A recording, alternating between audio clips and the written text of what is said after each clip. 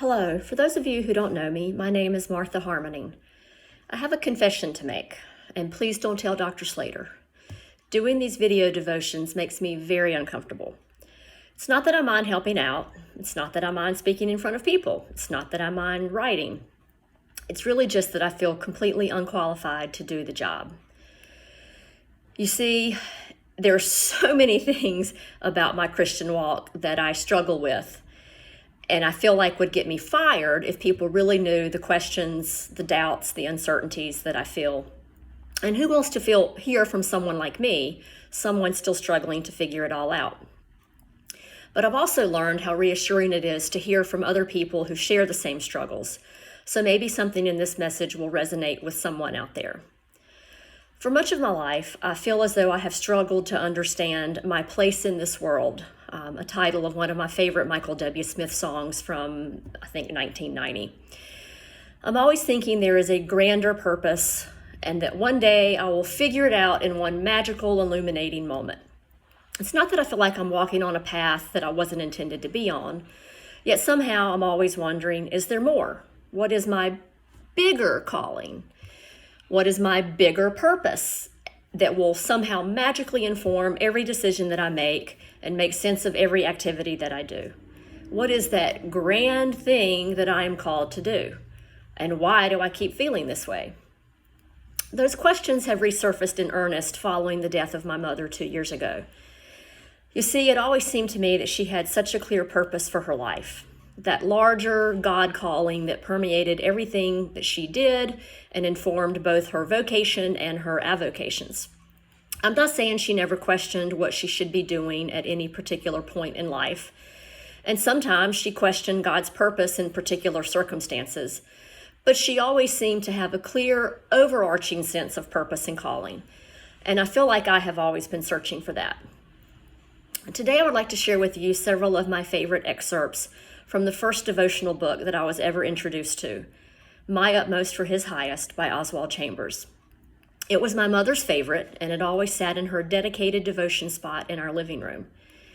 I'll confess that sometimes I get a little lost in what Chambers says, but what I also love about the book is how he hits us over the head with statements that we really can't ignore. In my own quest to answer these ongoing questions, I often ask more questions, like, why is it that some people seem to find their calling so early and so emphatically, while others, like me, struggle to understand our larger purpose in life and question if we are really living out God's calling for us? Is it that I'm not hearing God?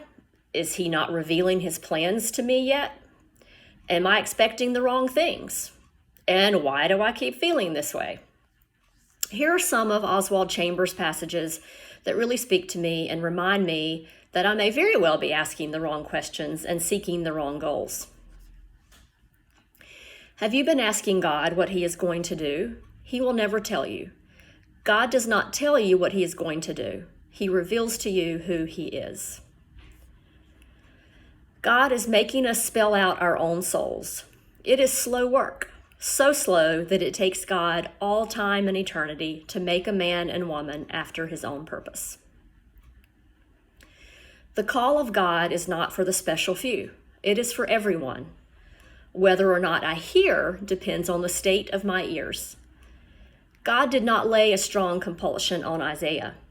Isaiah was in the presence of God, and he overheard the call. Get out of your mind the idea of expecting God to come with compulsions and pleadings.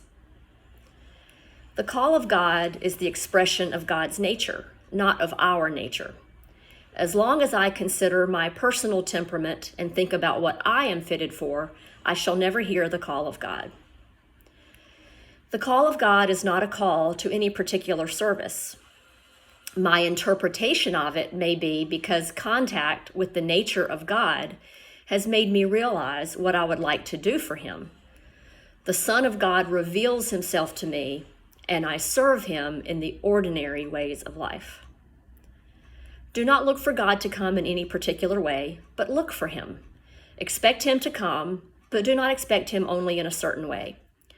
Always be in a state of expectancy, and see that you leave room for God to come as He likes.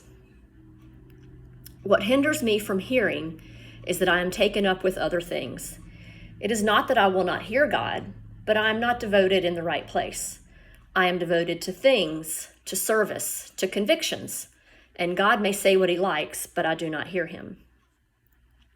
Stagnation in spiritual life comes when we say we will bear the whole thing ourselves. We cannot. In numberless ways, God will bring us back to the same point over and over again. He never tires of bringing us to the one point until we learn the lesson, because he is producing the finished product. God is trying to impress upon us the one thing that is not entirely right. Whatever it is, God will point it out with persistence until we are entirely his. We are not taken up into conscious agreement with God's purpose. We are taken up into God's purpose without any consciousness at all. We have no conception of what God is aiming at, and as we go on, it gets more and more vague. God's aim looks like missing the mark because we are too short-sighted to see what he is aiming at. At the beginning of the Christian life, we have our own ideas as to what God's purpose is. I am meant to go here or there. God has called me to do this special work. And we go and do the thing, and still the big compelling of God remains. The work we do is of no account. It is so much scaffolding compared with the big compelling of God. He took unto him the 12. He takes us all the time. There is more than we have got at as yet. The meaning of prayer is that we get hold of God, not of the answer. God's silences are his answers. His silence is the sign that he is bringing you into a marvelous understanding of himself. If God has given you silence, praise him. He is bringing you into the great run of his purposes.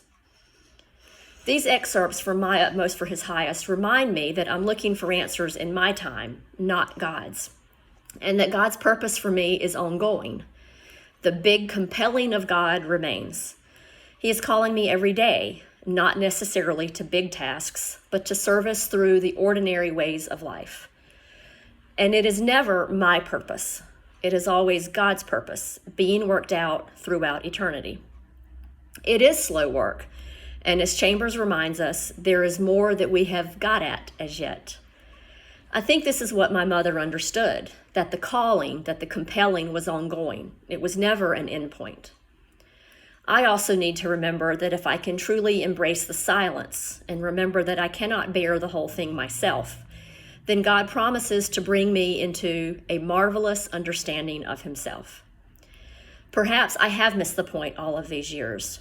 Perhaps the calling has always been to God, not to a job or a volunteer activity, or even to a particular service in the church. I think my mother got that point too, as I look through the myriad book titles that she gave me, many of which speak to Chambers' point about prayer being about getting hold of God, not the answers.